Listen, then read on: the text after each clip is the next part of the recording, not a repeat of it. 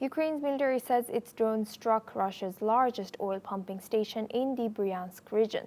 Just 40 kilometers from the border, the attack on Druzhba pipeline hub sparked a massive fire and disrupted fuel supplies to Russia's military industry. Local reports say explosions were followed by a large blaze with emergency crews on site. Meanwhile, Russia's foreign ministry says Foreign Minister Sergei Lavrov will meet Indian Foreign Minister Jaishankar in Moscow on August 21st.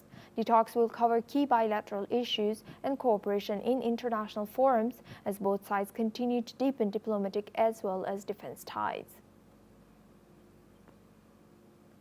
Now for this discussion, we are joined by Ross Feingold. He's a political analyst, joins us live from Taiwan. Thank you, Ross, for joining us today. Good to see you. Now, what's your reaction about the recent Ukrainian drone strike as well as Russia's Druzhba pipeline hub in terms of its impact on Russian military capabilities and the overall war strategy?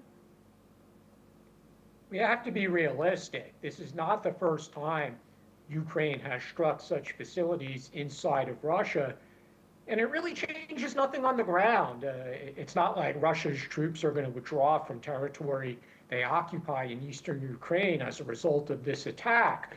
Again, there's been many such attacks, and it's embarrassing for Russia. It shows shortcomings in Russia's air defense capability. It's embarrassing for the Russian military as well as the Russian government.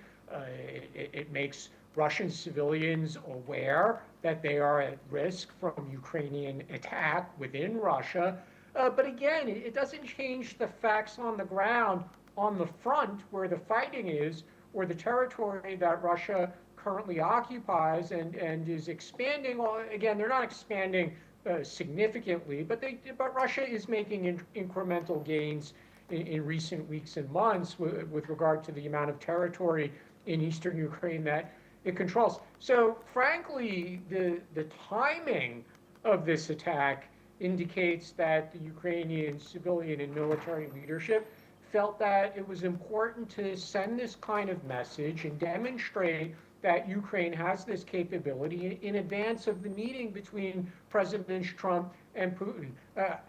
I'm going to guess that President Trump won't be happy about this. President Trump probably thinks that Ukraine should wait for the results of Friday's meeting.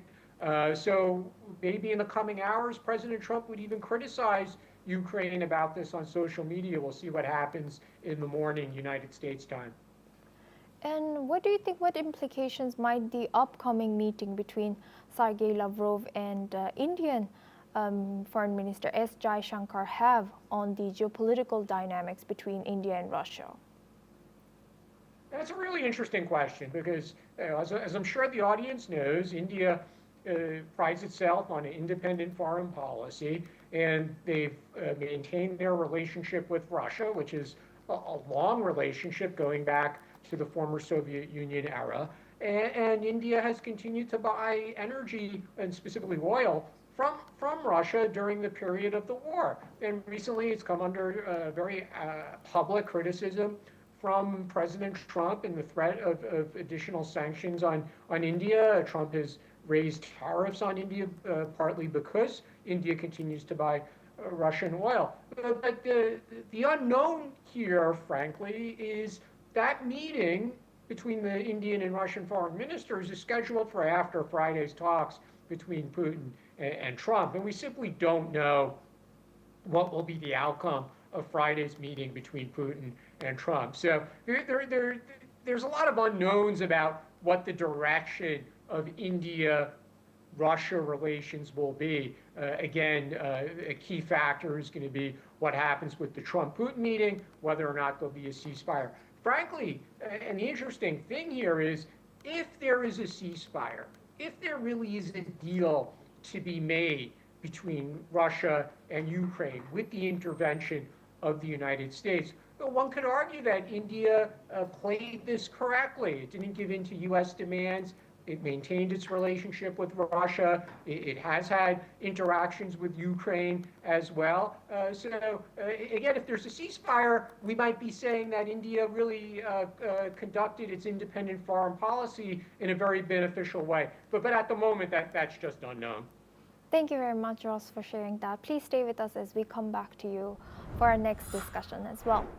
Now, Typhoon Poduk struck